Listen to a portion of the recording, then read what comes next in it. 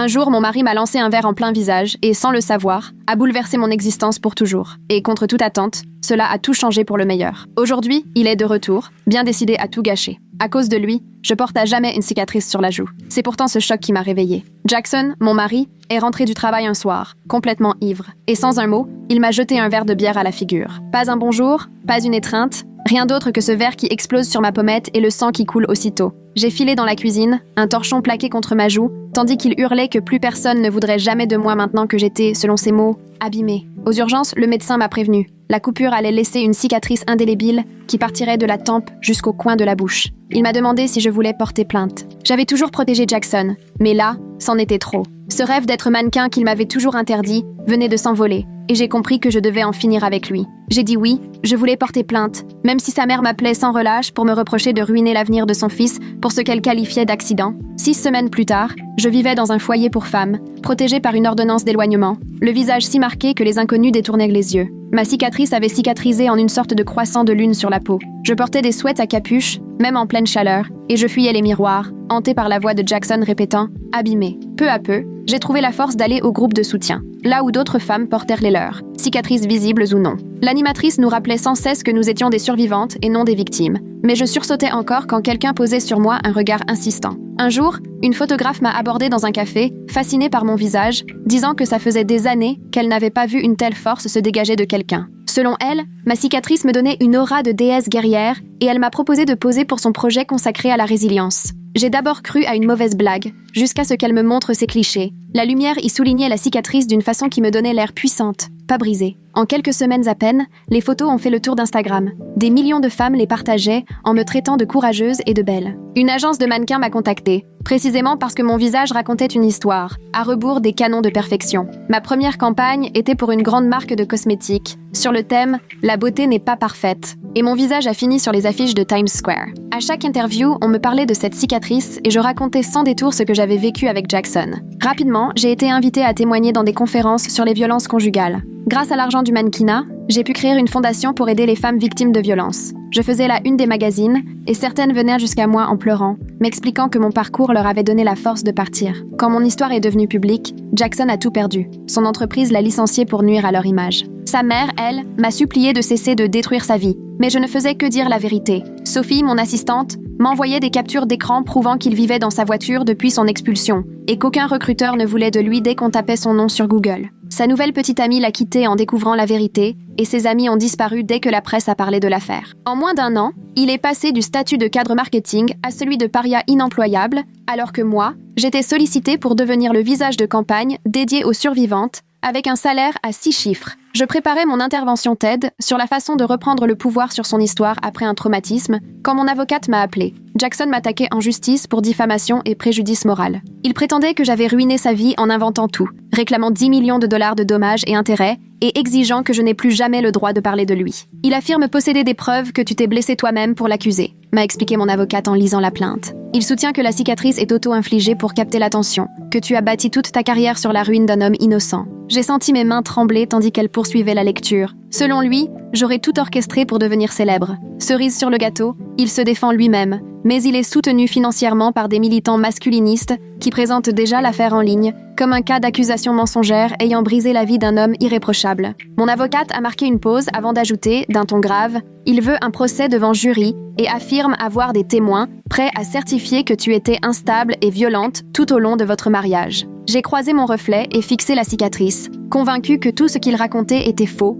mais aussi consciente que Jackson avait toujours eu le don de manipuler les gens. Mon téléphone encore à la main, j'ai raccroché et cherché le numéro de Melinda Perkins, celle qui m'avait aidé à obtenir l'ordonnance d'éloignement et qui connaissait toute mon histoire. Je tremblais tellement que j'avais du mal à composer le numéro. Au bout de 4 sonneries, elle a décroché et j'ai à peine eu la force de lui parler du procès. « Respire », m'a-t-elle dit. Je m'attendais à ce qu'il tente quelque chose comme ça. Les agresseurs essaient toujours de reprendre le contrôle par la justice. J'ai tourné en rond dans mon appartement tandis qu'elle m'assurait que nous avions des arguments solides et que Jackson faisait une grosse erreur en m'attaquant de la sorte. Plus tard dans l'après-midi, un coursier a sonné à ma porte avec une épaisse enveloppe Kraft à signer. J'ai signé en tremblant, puis je suis restée un long moment à regarder le paquet posé sur le canapé avant de l'ouvrir. À l'intérieur, une pile de documents de plusieurs centimètres, la plainte de Jackson, dans laquelle il affirmait que je m'étais mutilée pour attirer l'attention et devenir célèbre. On avait pris des photos de ma cicatrice sous tous les angles, agrémentées de flèches rouges pointant certains endroits et de notes manuscrites soulignant l'incohérence des blessures. L'une d'elles montrait des cercles dessinés autour des bords de la cicatrice,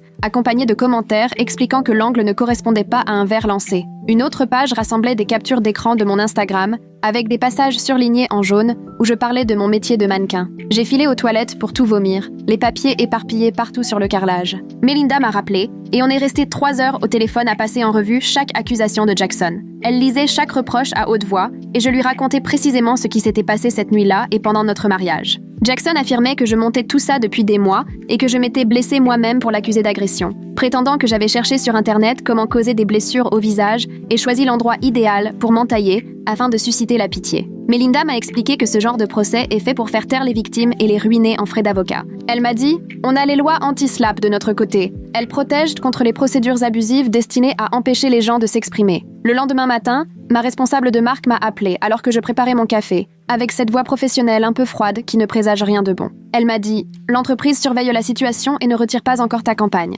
Mais j'ai tout de suite compris ce qu'elle sous-entendait. Mes contrats tenaient à un fil et le moindre scandale pouvait tout anéantir. Sophie m'a aussitôt envoyé un message avec des liens vers des forums où des masculinistes m'accusèrent d'être une menteuse et une fausse victime. Ils avaient publié de fausses photos pour montrer comment se blesser soi-même, afin de faire croire à des blessures provoquées par des éclats de verre. L'une de ces publications avait été partagée plus de 10 000 fois, affirmant que j'avais ruiné la vie d'un homme innocent par appât du gain et pour la notoriété. Les commentaires débordèrent de gens affirmant que je devrais aller en prison pour ce que j'avais fait à Jackson. Quelqu'un était même allé jusqu'à créer un site entier pour prouver que ma cicatrice était inventée, avec des schémas et des termes médicaux auxquels je ne comprenais rien. Cet après-midi-là, j'ai retrouvé Melinda dans son bureau en centre-ville, où des piles de livres de droit s'étalèrent sur la table de réunion. Elle m'a expliqué « Anti-slap, ça veut dire procédure bâillon, et ces lois ont été créées pour des cas comme le tien. » Elle m'a montré des affaires similaires où des agresseurs avaient poursuivi leurs victimes pour les avoir dénoncées et s'étaient fait débouter avec éclat. On a passé 2 heures à préparer une requête pour faire annuler la plupart des accusations de Jackson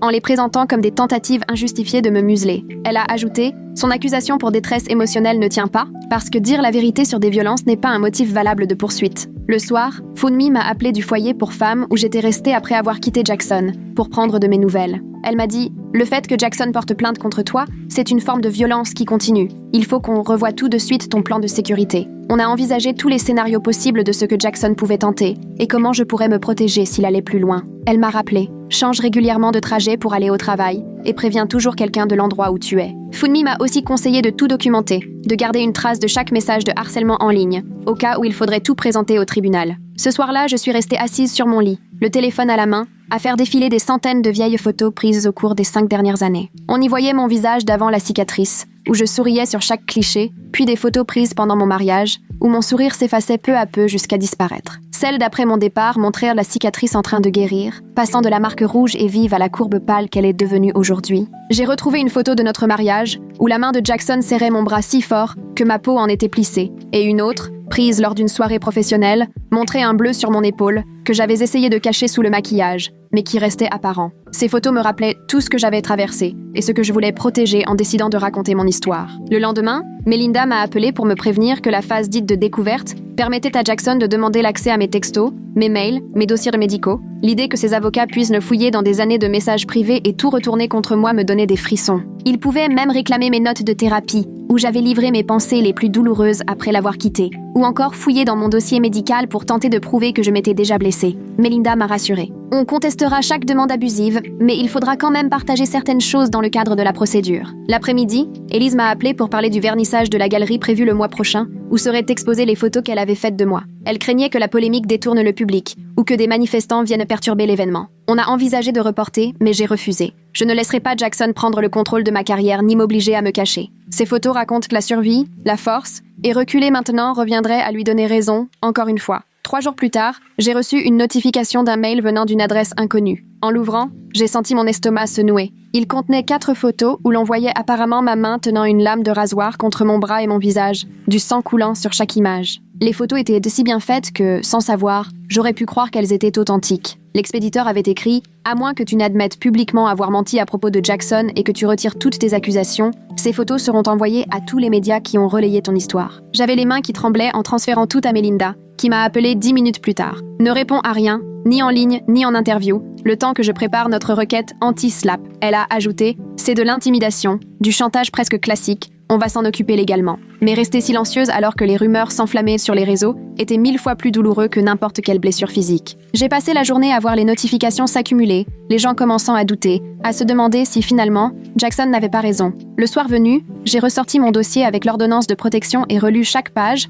pour être certaine de n'avoir rien fait qui puisse se retourner contre moi. Il était bien stipulé que je ne devais entrer en contact avec lui, ni directement ni par quiconque, et qu'une distance de 150 mètres devait être respectée en permanence. J'ai alors passé en revue mon agenda sur les 6 derniers mois pour vérifier que je ne m'étais jamais retrouvée près de ces endroits habituels et sauvegarder toutes les captures d'écran prouvant ma localisation aux dates où il aurait pu prétendre que j'avais enfreint l'ordonnance. Le lendemain matin, les organisateurs du TED Talk m'ont appelé pour parler sécurité, inquiets de la polémique, et pour savoir si le procès risquait de faire de l'ombre à mon intervention sur l'autonomisation des survivantes. Je leur ai répondu « Oui, je suis poursuivie, mais je ne me laisserai pas museler », et ils ont accepté d'ajouter une équipe de sécurité supplémentaire par précaution. Plus tard dans la journée, Funmi est arrivé chez moi, son carnet à la main, et nous avons passé 3 heures à mettre au point un plan de sécurité précis pour mes prochains déplacements. On a tracé des itinéraires alternatifs pour pouvoir rejoindre rapidement un lieu sûr depuis n'importe où et dresser une liste de contacts d'urgence pour chaque ville où je devais aller. Funmi m'a montré des exercices d'ancrage. Nomme 5 choses que tu vois,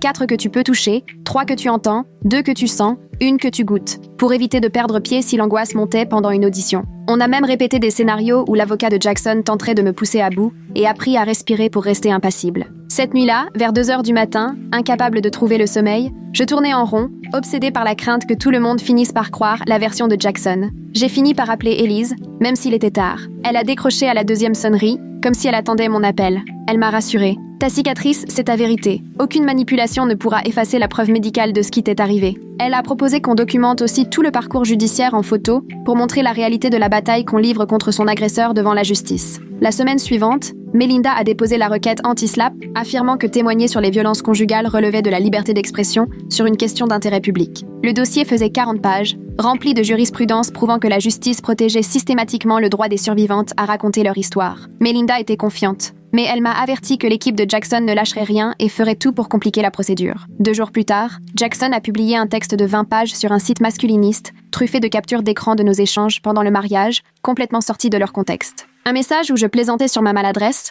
après avoir fait tomber mon téléphone, était présenté comme la preuve que je me blessais sans cesse. Un autre texto où j'écrivais être fatiguée de nos disputes servait à soutenir que j'étais instable et violente. Les commentaires sous sa publication étaient d'une violence inouïe, certains lançant même un hashtag m'accusant d'être la véritable agresseuse. Ce jour-là, mon téléphone a sonné. Au bout du fil, un certain Desmond Price, journaliste d'investigation, qui suivait de près les dossiers de détournement de procédures contre les survivantes de violences conjugales. Il voulait recueillir des témoignages pour un article sur la façon dont la justice pouvait se retourner contre les victimes. J'étais méfiante à l'idée de parler à la presse, mais j'ai accepté une conversation off the record sur les méthodes de Jackson. Pendant 1 heure, on a parlé de la manière dont les agresseurs utilisent les procès pour garder la main mise et épuiser leurs victimes, financièrement comme émotionnellement. Le lendemain matin, Sophie m'a transféré un mail du service juridique de la marque de maquillage annonçant la suspension de ma campagne en attendant l'issue du procès. Le message était plein de formules corporates sur la protection de la réputation de l'entreprise, mais en clair, je venais de perdre ma principale source de revenus. J'ai ouvert mon appli bancaire,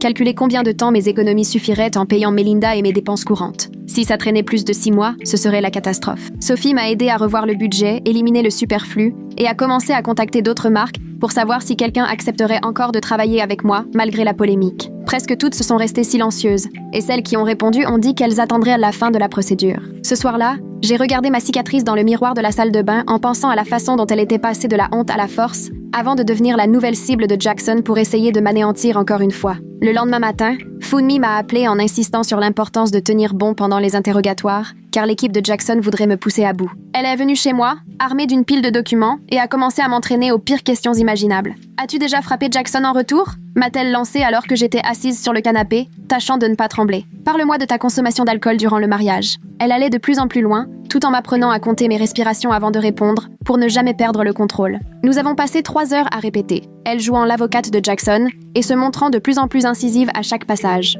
Elle m'a appris à bien ancrer mes pieds au sol pour ne pas vaciller face à quelqu'un qui me crie dessus. Dès que je commençais à perdre pied, elle stoppait tout et me faisait reprendre l'exercice de respiration jusqu'à ce que je retrouve un semblant de calme. À force, j'ai réussi à répondre même à ses pires questions sans que ma voix ne parte dans les aigus. 2 jours plus tard, Melinda m'a appelé avec une excellente nouvelle. Le tribunal venait de programmer l'audience pour notre requête anti-SLAPP le mois suivant. Le juge avait également suspendu temporairement certaines demandes de Jackson concernant la communication de documents, ce qui signifiait qu'il ne pouvait pas encore exiger l'intégralité de mes mails et textos. Melinda m'a expliqué que cela nous laissait un peu de temps pour préparer notre dossier, à l'abri de ses tentatives de fouiller dans le moindre détail de ma vie. J'avais entouré la date de l'audience en rouge sur mon calendrier, et chaque matin, mon regard s'y posait, comme pour m'y préparer mentalement. Ce même après-midi, l'avocat de Jackson a contacté Melinda pour évoquer un accord qui ferait tout disparaître. Dans leurs conditions, je devais payer $50 000 à Jackson, signer une clause de silence totale concernant notre mariage et sa violence, et déclarer publiquement qu'il s'agissait d'un simple malentendu et qu'il n'avait jamais voulu me faire de mal.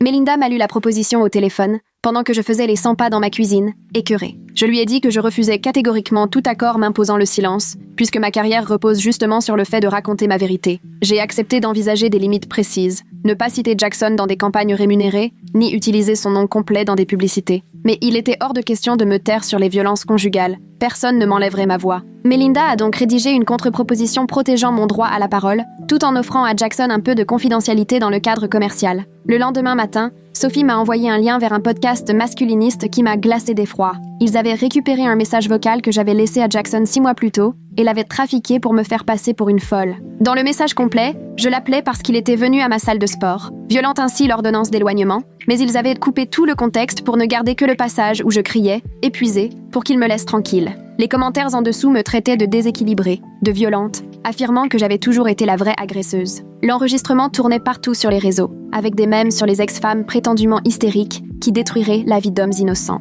Mes notifications débordèrent de messages de haine et de menaces, émanant d'inconnus n'ayant jamais entendu ma version des faits. Élise, inquiète, m'a envoyé un texto pour prendre de mes nouvelles et m'a proposé qu'on se retrouve autour d'un café pour discuter d'un nouveau projet photo. Elle m'a suggéré de documenter sans phare mon parcours judiciaire à travers des clichés honnêtes, me montrer relisant mes dossiers tard le soir, me préparant pour le tribunal, dévoilant la dure réalité et non un récit glamour de survivante. Les images raconteraient le vrai travail de fond, pas seulement un résultat final poli et irréaliste. J'ai accepté, convaincue qu'il fallait montrer que la justice n'a rien de beau ni de simple, mais qu'elle est éprouvante et âpre. Nous avons commencé cette même semaine, Élise me photographiant au milieu des paperasses juridiques, les traits tirés. Pendant ce temps, Desmond poursuivait son enquête sur les preuves médicales et m'a appelé pour faire un point. Il avait contacté les responsables de l'hôpital, qui avaient confirmé que la nature de mes blessures correspondait bien à du verre projeté à travers la pièce. L'angle et la profondeur des coupures étaient parfaitement cohérents avec mon récit de cette nuit-là. Il reconstituait une chronologie à partir des dossiers médicaux et des rapports de police qui contredisaient totalement la version de Jackson. L'hôpital détenait même des images de vidéosurveillance montrant la voiture de Jackson sur le parking ce soir-là. Mais 3 jours plus tard, tout a basculé. Quelqu'un a publié l'adresse du foyer où je résidais sur Internet. Sophie est tombée dessus la première, sur un forum où certains prévoyaient de venir me confronter à propos de mes soi-disant mensonges. J'ai dû tout emballer en urgence et partir en moins de 2 heures pour trouver refuge ailleurs. Le personnel du foyer m'a aidé à charger la voiture, le regard inquiet, surveillant le moindre mouvement derrière nous, redoutant d'être épié. Cette fuite précipitée a ravivé toutes mes peurs de la première fois où j'avais quitté Jackson. Cette nuit-là, je l'ai passé dans un motel sous un faux nom, sursautant dès qu'un bruit retentissait dans le couloir. Melinda, de son côté, a travaillé jusque tard pour rédiger une requête visant à écarter tout élément étranger au dossier lors du procès, afin d'empêcher Jackson d'évoquer mon passé amoureux ou d'éventuels soucis de santé sans lien avec l'affaire. Nous bâtissions des remparts juridiques pour limiter ce qu'il pourrait exploiter contre moi devant le juge. La requête était dense, appuyée de jurisprudence démontrant que mes anciennes relations ou ma santé n'avaient aucune place dans l'affaire, puisqu'il s'agissait simplement de savoir s'il m'avait lancé un verre au visage. À chaque page déposée, je me sentais mieux protégée contre ces tentatives d'intrusion dans toute ma vie.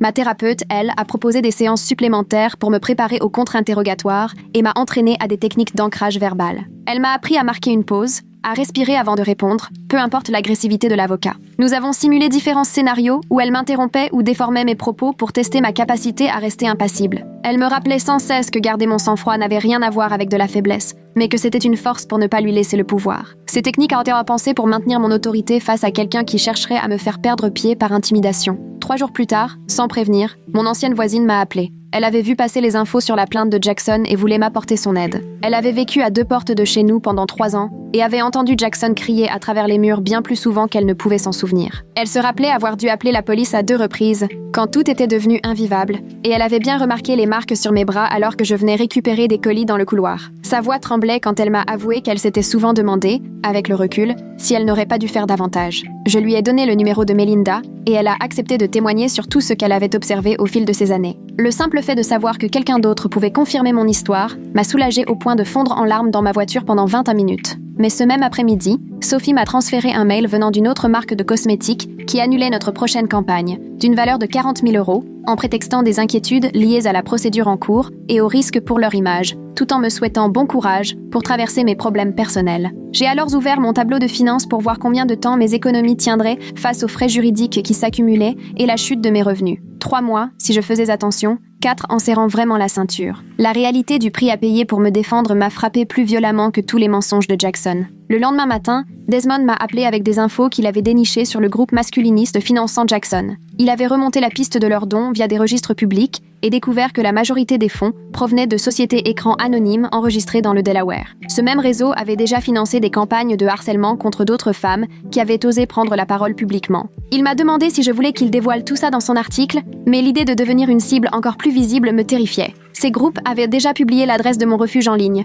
et je n'avais pas la force d'affronter une nouvelle escalade. Je lui ai dit d'attendre, le temps d'en parler d'abord avec Melinda pour évaluer les risques. 2 jours plus tard, l'avocat de Jackson a déposé une requête exigeant l'intégralité de mes dossiers de santé mentale des 10 dernières années, prétendant que ma stabilité psychologique était essentielle pour juger de ma mémoire des faits ou de la possibilité que je me sois infligé ces blessures moi-même. Lire ces pages de demande aussi intrusives me donnait l'impression que Jackson essayait encore de s'immiscer dans ma tête. Il voulait tout, notes de thérapie, ordonnances, hospitalisation, tout ce qui pourrait servir à me décrédibiliser. Melinda s'est immédiatement mise à rédiger une ordonnance de protection pour limiter leur accès, m'expliquant qu'on ne pouvait pas assimiler la reconstruction après un traumatisme à de l'instabilité, et que demander de l'aide après des violences ne devait jamais se retourner contre moi. On a passé des heures à trier ce qui pouvait éventuellement être pertinent, de ce qui n'était destiné qu'à m'intimider et m'humilier. La requête soutenait que seules les dates de traitement et les diagnostics pouvaient à la rigueur intéresser le dossier, pas le contenu détaillé des séances ni mes confidences personnelles. À chaque étape, j'avais l'impression de bâtir un mur entre Jackson et mes moments les plus vulnérables. Pendant ce temps,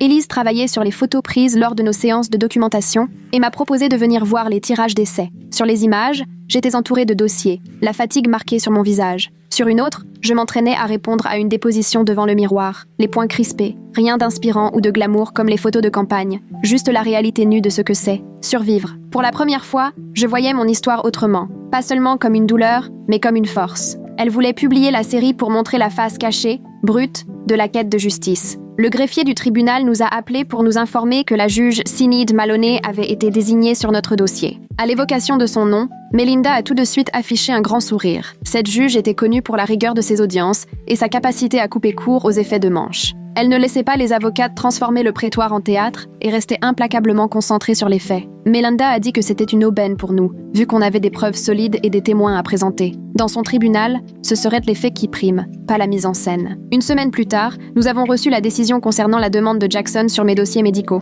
La juge a rejeté la plupart de ses exigences, mais lui a tout de même accordé l'accès aux dates de traitement et aux diagnostics généraux des 5 dernières années. C'était une victoire partielle, mais qui me laissait encore vulnérable. Savoir que Jackson allait voir que j'avais suivi une thérapie et pris des anxiolytiques me glaçait le sang. Au moins, il n'aurait pas accès aux notes où je parlais de lui. Le calendrier des dépositions a été fixé. Je passerai la première, suivie de notre voisine, puis du médecin des urgences qui m'avait prise en charge. Voir la date encerclée sur le calendrier a fait grimper mon angoisse à tel point que je n'ai rien pu avaler pendant 2 jours. Melinda a prévu des séances de préparation supplémentaires. On a passé en revue toutes les questions que l'avocat de Jackson pourrait poser. Elle m'a appris à prendre le temps avant de répondre, à demander des précisions si nécessaire, et à ne jamais donner plus d'informations que ce qui était demandé. On a répété mon récit encore et encore, jusqu'à ce que je puisse le tenir sans flancher. Le matin de ma déposition, j'ai eu la nausée au point de vomir 2 fois avant de pouvoir sortir. L'avocat de Jackson, un type sec au regard glacé, n'a cessé de m'interrompre et de déformer mes propos, enchaînant les questions sans me laisser finir. Quand j'ai évoqué la nuit où Jackson avait lancé son verre, il a insisté sur des détails insignifiants comme la couleur de sa chemise. Melinda est intervenue quand il est devenu trop agressif, utilisant un jargon juridique que je ne comprenais pas,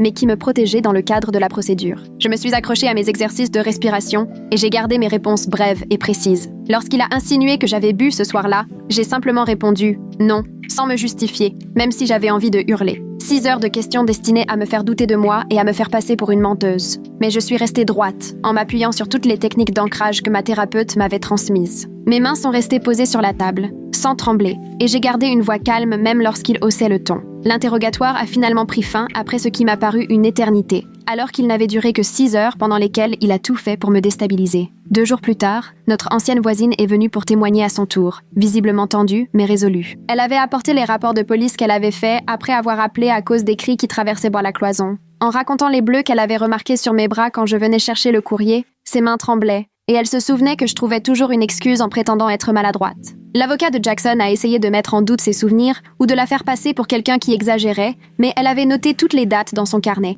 qui correspondaient aux interventions de la police. Elle a même montré des photos qu'elle avait prises en cachette à travers le judas de sa porte, s'inquiétant pour moi sans savoir comment m'aider davantage. L'avocat a insisté pour savoir si elle avait réellement vu Jackson lever la main sur moi, mais elle est restée posée et a répété qu'elle avait vu les conséquences et entendu les disputes. En quittant la salle de conférence, elle m'a serré la main et a murmuré qu'elle regrettait de ne pas avoir pu faire plus à l'époque. La semaine suivante, l'urgentiste qui m'avait prise en charge cette nuit-là est venu témoigner à son tour, un gros dossier de documents médicaux sous le bras. Il a sorti les radios et les photos de ma blessure, expliquant l'angle de la coupure et comment les éclats de verre s'étaient logés dans la plaie. L'avocat de Jackson a tenté de suggérer que j'aurais pu me blesser moi-même, mais le médecin a sorti des schémas démontrant que la trajectoire rendait cette hypothèse impossible. Il a expliqué la différence entre des blessures défensives et des blessures d'agression, et les miennes montraient clairement que j'avais été frappée à distance. Même lorsque l'avocat, excédé, a commencé à lui parler sèchement en insistant sur la distinction entre opinion médicale et fait, le médecin est resté imperturbable, se contentant de désigner chaque preuve en rappelant ses conclusions étayées par 20 ans de pratique aux urgences.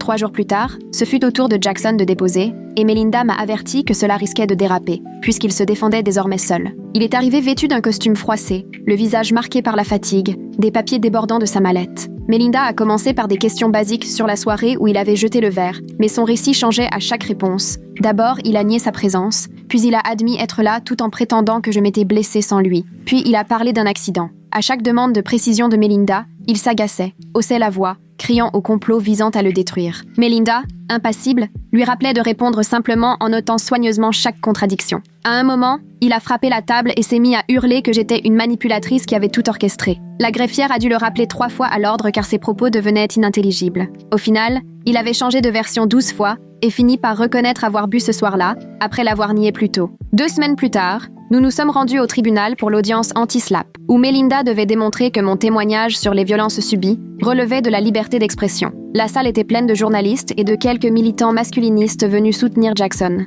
La juge Maloney est entrée, sévère, et a prévenu d'emblée qu'elle ferait évacuer quiconque troublerait l'audience. Melinda s'est levée pour expliquer que mon récit de survivante concernait l'intérêt général et était protégé par le premier amendement, montrant que la plainte de Jackson n'était qu'une tentative de m'empêcher de parler des violences conjugales. L'avocat de Jackson a répondu que j'étais devenue une figure publique qui tirait profit de la destruction de Jackson et que je devais donc répondre de mes propos. La juge Maloney a exigé des exemples précis de mes soi-disant mensonges, mais l'avocat n'a su fournir que des généralités sur la réputation de son client. Après 2 heures de débat, la juge a suspendu l'audience pour examiner les preuves, puis elle est revenue rendre sa décision. Elle a accepté notre demande pour tout ce qui concernait la diffamation, Jackson n'ayant pas réussi à démontrer que j'avais menti, mais elle a laissé une action pour préjudice moral aller jusqu'au procès, estimant qu'il pouvait y avoir matière à discussion sur ce point. Melinda a posé la main sur mon épaule en me soufflant que c'était une vraie victoire, puisque le cœur de la plainte était rejeté. La juge m'a aussi accordé le remboursement partiel de mes frais d'avocat pour les accusations abandonnées, ce qui m'a permis de souffler un peu face aux factures qui s'accumulaient. Ce n'était pas suffisant pour tout payer, mais récupérer 30 000 € a été un soulagement immense. Sophie avait suivi les réactions sur Internet pendant l'audience, et après, elle m'a montré son téléphone. Certains de ceux qui m'avaient attaqué m'ont présenté des excuses, reconnaissant s'être trompés, mais d'autres s'enfermèrent dans leur théorie du complot, affirmant que la juge était achetée ou que j'avais soudoyé des témoins. Que la vérité soit reconnue au tribunal n'a pas suffi à convaincre tout le monde. Ce soir-là, les organisateurs du TED Talk m'ont appelé pour parler de mon intervention prévue le mois suivant. Ils m'ont proposé d'enregistrer mon discours en studio, dans un cadre sécurisé, plutôt qu'en direct, pour des raisons de sécurité. Après ce qui s'était passé au tribunal avec la présence de militants, j'ai accepté, trouvant plus prudent de tout contrôler. Nous avons donc calé une séance d'enregistrement la semaine suivante pour que je puisse répéter sereinement, sans craindre d'être interrompue. 1 mois plus tard, la juge Maloney a convoqué une conférence de conciliation pour tenter de régler l'affaire avant le procès. Nous étions chacun dans une pièce, pendant qu'elle allait et venait pour essayer de trouver un accord. Melinda est revenue après avoir discuté avec la partie adverse. m'expliquant que Jackson commençait à fléchir à l'approche du procès, conscient que la situation lui échappait. Il a proposé de tout abandonner si j'acceptais de signer une clause de confidentialité absolue sur notre relation. Mais quand Melinda a expliqué que j'étais prête à ne pas citer son nom dans des campagnes rémunérées, à condition de pouvoir poursuivre mon engagement, il est littéralement entré dans une colère noire. La juge Maloney est alors arrivée dans notre salle, manifestement irritée, pour nous annoncer que Jackson refusait catégoriquement tout accord qui m'autoriserait à évoquer, même de manière générale, les violences conjugales. Sa volonté de contrôler jusqu'aux mots que j'étais autorisée à prononcer montrait bien qu'il n'avait pas changé, exactement comme à l'époque où il voulait décider de la façon dont je m'habillais ou des gens à qui je pouvais parler. 2 semaines après la tentative de conciliation qui s'était soldée par un échec, Élise m'a envoyé des photos prises pendant nos réunions avec les avocats et nos passages au tribunal. Sur ces clichés, on me voyait penchée sur des dossiers, les traits tirés, entrant dans le tribunal les épaules tendues, ou assise dans les salles d'attente à fixer le vide. Élise avait saisi tout l'épuisement et la peur que les magazines refusaient de montrer. Elle m'a demandé si elle pouvait publier ces images sur Internet, sous forme de série, pour faire voir aux gens à quoi ressemble réellement le combat. J'ai accepté parce que j'en avais assez de donner l'impression que tout cela était simple ou gratifiant, alors qu'en réalité, la plupart du temps, j'avais juste l'impression de couler. Élise a donc mis ses photos en ligne sur son compte ce soir-là, accompagnée de légendes sobres sur la réalité de la quête de justice. En quelques heures, des milliers de personnes les partageaient, commentant qu'enfin, elles se reconnaissaient dans ces images et non dans le récit aseptisé du survivant. Des femmes m'ont écrit pour me dire que ces photos leur faisaient se sentir moins seules dans leur propre bataille juridique. Ce n'était ni une tempête médiatique, ni un phénomène viral, mais c'était sincère et juste. Les gens se retrouvèrent dans ce chaos et cette lassitude, bien plus que dans une histoire inspirante de plus. 3 jours avant le procès, Melinda a déposé des requêtes pour préciser les preuves admissibles. Elle a soutenu que des commentaires anonymes sur les réseaux sociaux ne pouvaient absolument pas servir à prouver que j'avais causé à Jackson un quelconque préjudice émotionnel. La juge Maloney lui a donné raison et a statué que seuls mes propos directs sur Jackson pourraient être retenus, pas ceux d'autres personnes en ligne. Elle a également limité la plainte de Jackson à des préjudices émotionnels dûment prouvés et directement liés à mes actes, excluant toute atteinte générale à sa réputation. La juge a écarté la plupart des publications complotistes et des pseudo-preuves que Jackson voulait faire valoir. Notre dossier se consolidait alors que le sien se désagrégeait peu à peu. Melinda m'a expliqué qu'en l'absence d'une avalanche de messages issus des réseaux sociaux, Jackson devrait démontrer que je lui avais personnellement causé du tort, et ce, de manière intentionnelle. Le matin du procès, j'ai vomi 2 fois avant de partir au tribunal. Mes mains tremblaient en enfilant le tailleur sobre choisi par Melinda, à la fois professionnel et discret. À notre arrivée, Jackson était déjà là, entouré de piles de dossiers, sans avocat. Son conseil s'était désisté la semaine précédente à cause de désaccords irréconciliables. Jackson se tenait donc seul à la table du défendeur, éparpillant ses papiers et marmonnant dans sa barbe. Les jurés sont entrés, intrigués de voir quelqu'un assurer sa propre défense. La déclaration d'ouverture de Jackson a duré 20 minutes, un monologue décousu sur un prétendu complot et la persécution dont il s'estimait victime. Il passait d'un sujet à l'autre sans jamais finir ses phrases, élevant la voix dès qu'il évoquait l'injustice qu'il disait subir. Plusieurs jurés se sont mis à bouger sur leur siège à mesure que son agitation grandissait. Il a brandi des photos agrandies de ma cicatrice, prétendant que l'angle prouvait une automutilation, sans jamais vraiment expliquer sa théorie. Les mains tremblantes, il s'embrouillait dans ses dossiers et laissait tomber des papiers partout. Quand il a terminé, le jury semblait plus déconcerté qu'autre chose, mal à l'aise devant sa façon de se comporter. L'introduction de Melinda, à l'inverse, était calme, méthodique, axée sur les faits et la chronologie. Quand mon tour de témoigner est arrivé, j'ai traversé la salle en sentant tous les regards sur ma cicatrice. Melinda m'avait bien préparé, rester sur les faits, éviter exagération et généralité. J'ai raconté la nuit où Jackson a lancé le verre, en décrivant les détails sans jamais utiliser de mots comme « toujours » ou « jamais » qui auraient pu être contestés. J'ai aussi évoqué l'hôpital et le dépôt de plainte, sans ajouter de commentaires personnels. Quand Melinda m'a interrogée sur ma carrière de mannequin, j'ai expliqué que tout avait commencé le jour où Élise était venue me parler, et non par amour de la célébrité. Je répondais de façon concise, factuelle, même si j'aurais eu envie de m'épancher. Les jurés suivaient mon récit, certains acquiesçaient quand je parlais des soins médicaux. Je me concentrais sur mon souffle, gardant la voix posée et maîtrisée. Le contre-interrogatoire de Jackson a commencé juste après le déjeuner. Il s'est approché trop près de la barre et a parlé d'emblée bien trop fort. Il m'a demandé si j'avais déjà été maladroite. J'ai répondu que ça arrive à tout le monde. Il a tenté de transformer ma réponse en aveu selon lequel j'aurais pu me blesser seule. Mais j'ai simplement répété, sans hausser le ton, que c'était lui qui avait lancé le verre. Il a ressorti de vieux messages où je plaisantais sur mes maladresses, mais j'ai rappelé qu'une blague ne prouve rien. Dès qu'il criait, je marquais une pause, respirais et répondais calmement, ce qui rendait ses éclats encore plus déplacés. Il revenait sans cesse aux mêmes questions, sous différents prétextes, espérant me piéger, mais je restais constante. Lorsqu'il s'est énervé au point de frapper la table, la juge Maloney l'a sèchement rappelé à l'ordre. Il m'a accusé d'avoir tout orchestré par appât du gain, et j'ai simplement répliqué non, sans chercher à me justifier ni à argumenter. Les techniques d'ancrage que Funmi m'avait enseignées m'ont permis de rester centrée, même lorsqu'il hurlait ses questions. Au bout de 3 heures, la juge Maloney a mis fin à l'exercice, annonçant la reprise le lendemain. Ce soir-là, j'étais incapable d'avaler quoi que ce soit et j'ai à peine dormi, mais Melinda m'a assuré que j'avais été irréprochable en gardant mon calme. Le lendemain, nos témoins se sont succédés, à commencer par la voisine de notre ancien immeuble. Elle a raconté avoir entendu Jackson crier et avoir remarqué à plusieurs reprises des bleus sur mes bras pendant notre mariage.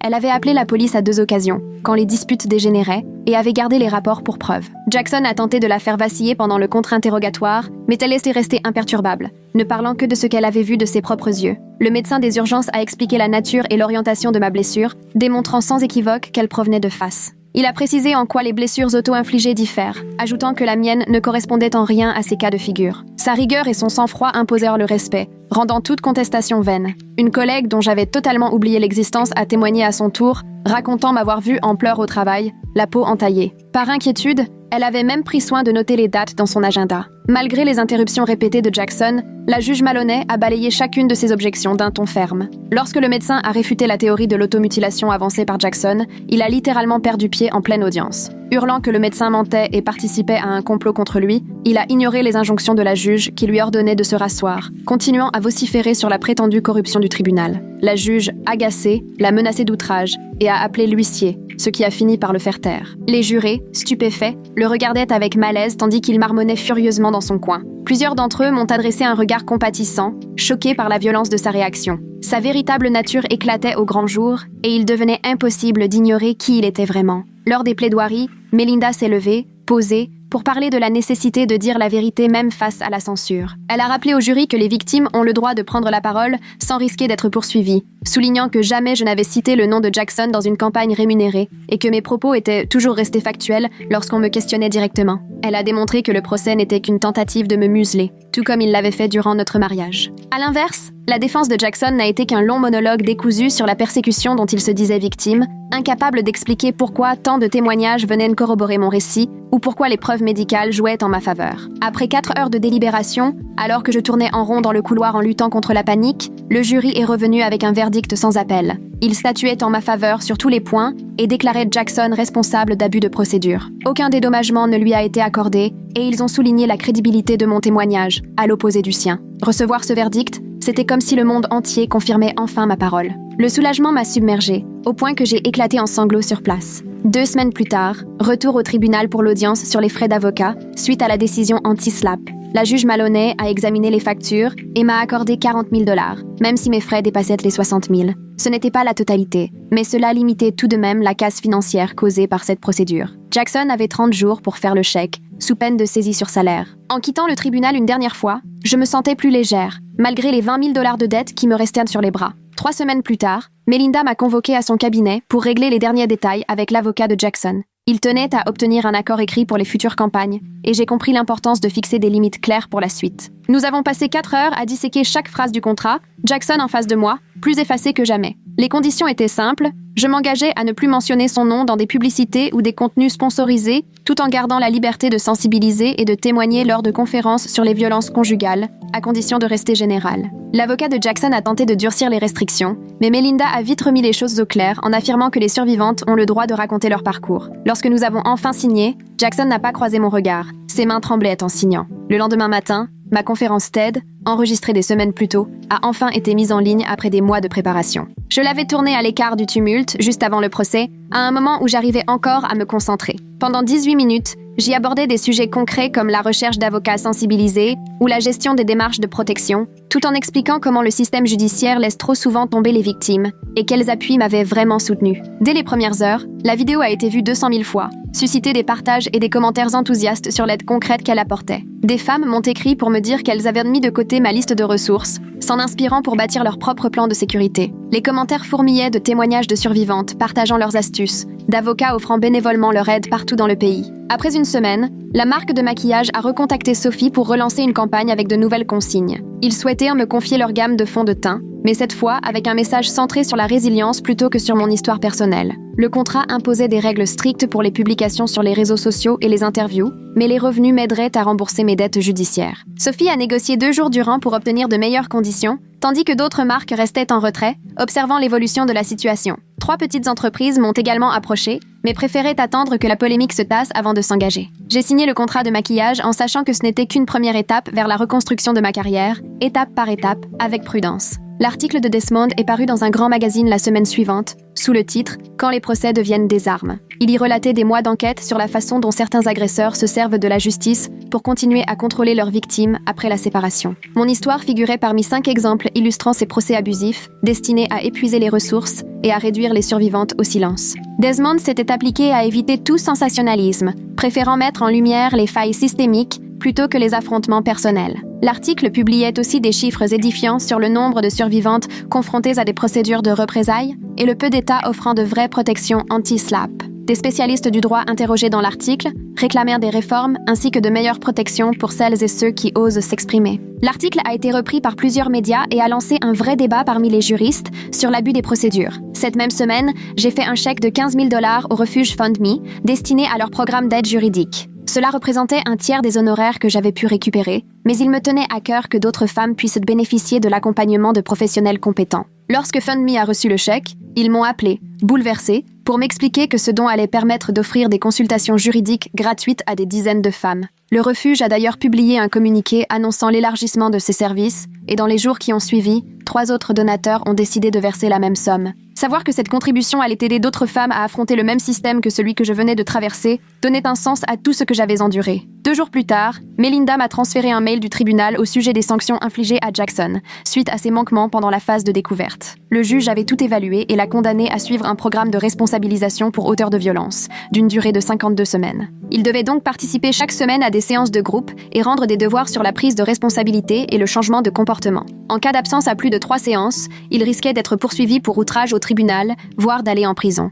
Le responsable du programme avait l'obligation d'envoyer des rapports mensuels au tribunal pour faire état de sa participation et de ses progrès. Jackson s'était opposé à cette décision, mais le juge a estimé que son attitude à l'audience montrait clairement qu'une intervention était nécessaire. Pour la première fois, le système l'obligeait à faire face à ses actes, au lieu de lui permettre de tout nier ou d'y échapper. 3 mois après la fin du procès, je me suis réveillée un samedi matin, à l'aube, dans un calme absolu. J'ai préparé un café dans ma petite cuisine, puis je me suis installée devant la fenêtre pour regarder le soleil se lever sur la ville. Mon reflet est apparu dans la vitre, et à la lumière du matin, j'ai vu distinctement ma cicatrice. J'ai fait glisser mon doigt dessus, de la tempe jusqu'au coin de la bouche, en attendant que la voix de Jackson se fasse entendre dans ma tête. Mais rien n'est venu, si ce n'est le chant des oiseaux et la vapeur de mon café qui s'élevait dans l'air frais. Ma cicatrice faisait désormais partie de moi, aussi naturellement que mon nez ou mes yeux, sans qu'aucune voix ne vienne s'y greffer. Je l'ai observée longuement, ne ressentant qu'une immense fierté d'être la détentrice de mon histoire et de ma survie. Un peu plus tard dans la matinée, j'ai pris mon téléphone et envoyé un message à Élise pour lui proposer de refaire une séance photo. Cette fois, ce n'était ni par contrainte,